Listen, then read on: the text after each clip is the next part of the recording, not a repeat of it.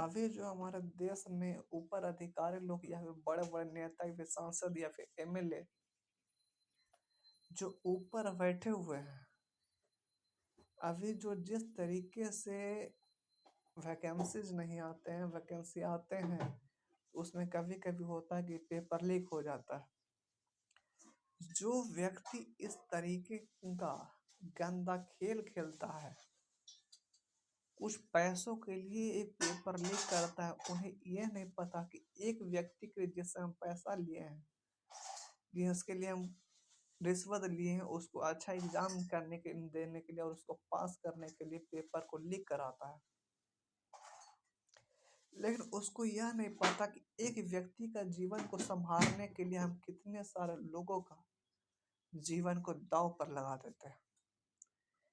एक व्यक्ति जब पेपर लीक करवाता है, उसके पीछे कितने सालों का लोगों का, कितने लाखों इंसान जो फॉर्म भरते हैं, वो सारे व्यक्तियों का उम्मीद पर पानी फिर जाता है। ऐसे लोगों को बदले में जो बेहतर इंसान होते हैं, जिनके आर्थिक स्थिति नहीं होता है अच्छा होता है, वो सोचते यह है कि ई बार नहीं हुआ तो अगले बार हो जाएगा, अगले बार हो जाएगा। इस तरीके से अपने मन में एक कॉन्फिडेंस डेवलप करते हैं और आगे की ओर बढ़ते रहते हैं। जीवन का एक ही फंडा है कि हमेशा आगे बढ़ते रहना है, चाहे मुश्किलें हजार हो या फिर मुश्किलें बहुत कम हो। लेकिन कुछ व्यक्ति थोड़े से पैसे के लिए जो पेपर को लीक करवा देते हैं और बहुत सारे एस्पिरेंट जो होते हैं, तैयारी करने वालों, उन पर बहुत भारी दिक्कत आ जाता है। ऐसे में घर का भी प्रेशर आता है, बोलते हैं कितने सालों से तैयारी कर रहे हो, इसका रिजल्ट क्या है। जिस व्यक्ति का लंबे समय तक हो जाता है, वो व्यक्ति कहीं का नहीं रह पाता।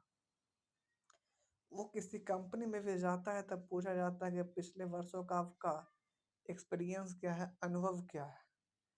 जो व्यक्ति एक ही फील्ड में लंबे समय तक रह जाते हैं और जिस तरीके से सिस्टम का नाकामयाबी होता है, उस व्यक्ति के जीवन पर प्रभाव और उसके घर का माहौल या फिर समाज का माहौल पर क्या असर पड़ता है, उस व्यक्ति से ज्यादा कोई नहीं जानता होगा।